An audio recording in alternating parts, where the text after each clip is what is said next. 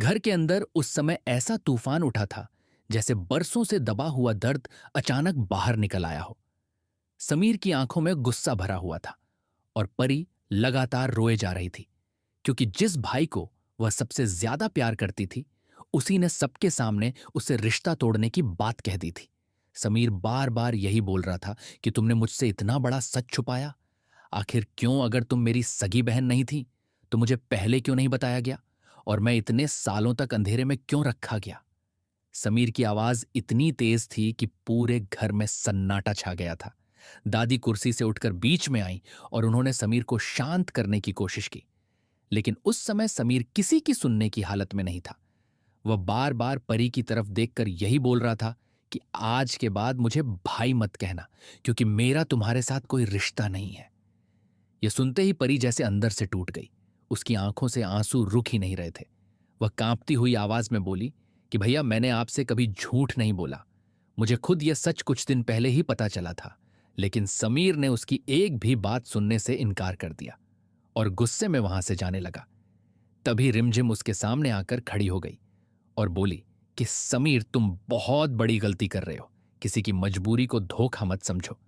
लेकिन समीर उस समय इतना भड़क चुका था कि उसने रिमझिम की बात भी अनसुनी कर दी और कहने लगा कि इस घर में हर कोई मुझे बेवकूफ बना रहा था। मुझे सबसे ज्यादा दुख इस बात का है कि दादी ने भी मुझसे सच छुपाया। ये सुनते ही दादी की आंखें भर आईं, क्योंकि उन्होंने हमेशा इस परिवार को टूटने से बचाने की कोशिश की थी। लेकिन आज वही परिवार उनके सामने बिखरता दिखाई दे रहा था। तभी अचानक दादी के मन में एक सवाल उठा और वह सोचने लगी कि आखिर समीर को यह बात पता कैसे चली, क्योंकि यह राज तो सिर्फ घर के कुछ लोगों को ही मालूम था और जब तक कोई खुद ना बताए तब तक समीर के लिए यह सच जान पाना नामुमकिन था। दादी की नजर धीरे धीरे मोहिनी पर जाकर रुकी, जो एक कोने में खड़ी सब कुछ देख रही थी। उसके चेहरे पर हल्की घबराहट साफ दिखाई दे रही थी, लेकिन वह खुद को सामान्य दिखाने की कोशिश कर रही थी। दादी को उसी पल शक हो गया कि इस पूरे मामले के पीछे जरूर मोहिनी का हाथ है, क्योंकि पिछले कुछ दिनों से वह बार बार घर के लोगों के बीच गलतफहमियां पैदा करने की कोशिश कर रही थी। दादी ने गहरी सांस ली और रिमझिम की तरफ मुड़कर पूछा कि सच सच बताओ, ये सब हुआ कैसे?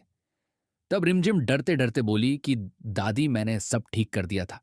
मैंने वह खत छुपा दिया था जिसमें परी के पिताजी का नाम लिखा हुआ था, ताकि समीर को कभी यह सच पता ना चले।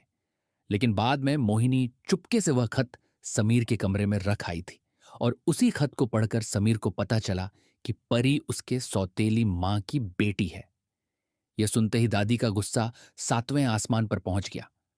उन्हें विश्वास ही नहीं हो रहा था कि मोहिनी इतनी नीचे गिर सकती है। उन्होंने तुरंत मोहिनी का हाथ पकड़ा और उसे खींचते हुए हॉल में ले आई, जहां सब लोग खड़े थे। दादी की आंखों में आग साफ दिखाई दे रही थी। उन्होंने जोर से कहा कि तुम्हारी हिम्मत कैसे हुई इस घर को तोड़ने की? जब रिमझिम सब कुछ संभालने की कोशिश कर रही थी, तब तुमने जानबूझकर यह आग क्यों लगाई? मोहिनी पहले तो चुप रही, लेकिन फिर मासूम बनने का नाटक करते हुए बोली कि मैंने कुछ नहीं किया। आप लोग मुझे गलत समझ रहे हैं। मैं क्यों ऐसा करूंगी? लेकिन दादी अब उसकी बातों में आने वाली नहीं थी। उन्होंने गुस्से में कहा कि मेरे सामने झूठ बोलने की कोशिश मत करो। मुझे सब पता चल चुका है। अगर किसी ने समीर को यह सच बताया है तो वह सिर्फ तुम हो, क्योंकि इस घर में सबसे ज्यादा जहर तुम्हारे दिल में भरा हुआ है। यह सुनते ही मोहिनी का चेहरा उतर गया, लेकिन फिर भी वह खुद को बचाने की कोशिश करती रही। तभी दादी ने गुस्से में उसे एक जोरदार थप्पड़ मार दिया। पूरे घर में सन्नाटा छा गया।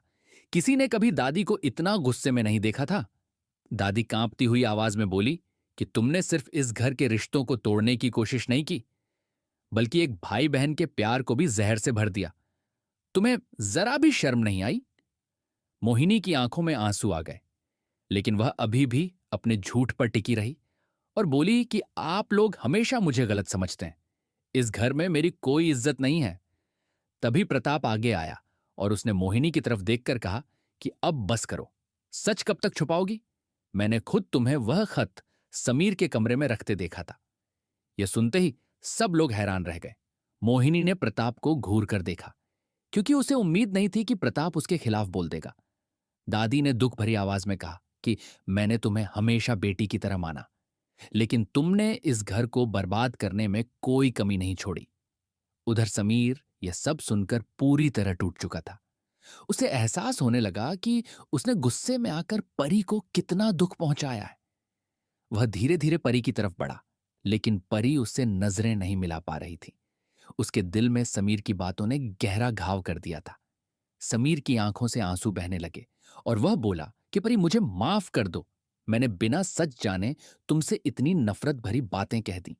मैं अपने गुस्से में अंधा हो गया था। परी रोते हुए बोली कि भैया, मैंने हमेशा आपको अपना सबसे बड़ा सहारा माना, लेकिन आज आपने ही मुझे पराया कह दिया। यह सुनकर समीर का दिल टूट गया। उसने तुरंत परी को गले लगा लिया और दोनों जोर जोर से रोने लगे।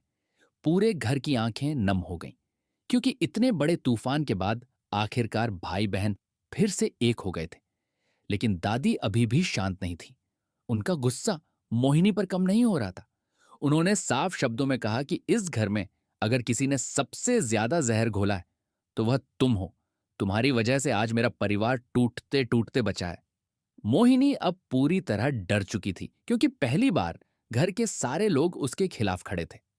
रिमझिम ने भी आगे बढ़कर कहा कि मैंने हमेशा तुम्हें अपनी बहन माना, लेकिन तुमने मेरे भरोसे का फायदा उठाया।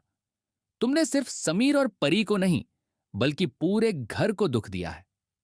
मोहिनी अब खुद को अकेला महसूस करने लगी। उसे समझ आ गया था कि उसकी चाल आखिरकार सबके सामने आ चुकी है, लेकिन उसके दिल में अभी भी जलन खत्म नहीं हुई थी। वह मन ही मन सोच रही थी कि आखिर हर बार रिमझिम ही क्यों जीत जाती है। तभी दादी ने सख्त आवाज में कहा कि अब बहुत हो चुका। इस घर में अब और झूठ और साजिश नहीं चलेगी। अगर किसी ने दोबारा परिवार को तोड़ने की कोशिश की तो मैं उसे इस घर में नहीं रहने दूंगी। दादी की बात सुनकर सब लोग चुप हो गए, क्योंकि सभी जानते थे कि दादी जो कहती हैं वह करके दिखाती हैं। उस रात घर का माहौल बेहद भारी था। कोई भी ठीक से सो नहीं पाया। समीर बार बार अपने शब्दों को याद करके पछता रहा था। वहीं परी अपने कमरे में बैठी रो रही थी। उसे अभी भी समीर की बातें याद आ रही थी। दूसरी तरफ मोहिनी अपने कमरे में गुस्से से चीजें फेंक रही थी, क्योंकि उसकी सारी चालें नाकाम हो चुकी थीं। लेकिन उसके चेहरे पर अभी भी एक अजीब सी मुस्कान थी, जैसे वह मन ही मन कोई नई साजिश सोच रही हो। अगले दिन सुबह दादी ने पूरे परिवार को हॉल में बुलाया और कहा कि अब समय आ गया है कि इस घर में सारे राज हमेशा के लिए खत्म कर दिए जाएं, क्योंकि जितने ज्यादा राज छुपाए जाएंगे उतनी ही ज्यादा गलतफहमियां पैदा होंगी। दादी ने फिर समीर का हाथ पकड़कर परी के हाथ में रखा और कहा कि रिश्ते खून से नहीं दिल से बनते हैं, और तुम दोनों का रिश्ता कोई नहीं तोड़ सकता। यह सुनकर समीर ने सिर झुका लिया और बोला कि दादी, अब मैं कभी किसी की बातों में नहीं आऊंगा और ना ही अपने परिवार से दूर जाऊंगा। परी भी रोते हुए मुस्कुराई, क्योंकि उसे अपना भाई वापस मिल चुका था। लेकिन तभी मोहिनी वहां से उठकर जाने लगी।